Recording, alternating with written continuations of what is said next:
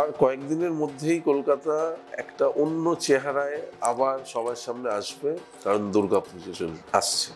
হ্যাঁ, আপনারা আসুন, কলকাতায় যারা থাকেন তারা তো দুর্গাপুজো দেখেনি, আপনাদের যারা আত্মীয় স্বজন আছেন বাইরে তাদেরকে ইনভাইট করুন, কলকাতার দুর্গাপুজো দেখান।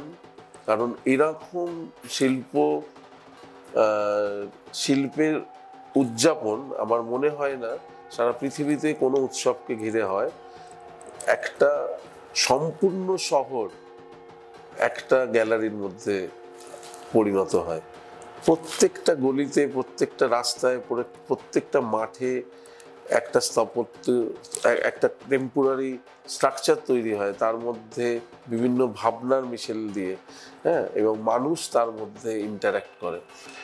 তা ভালো থাকবেন, এবং দৃষ্টিভঙ্গির প্রত্যেকটি দর্শককে আমার তরফ থেকে আগাম শারদ শুভেচ্ছা। ধন্যবাদ।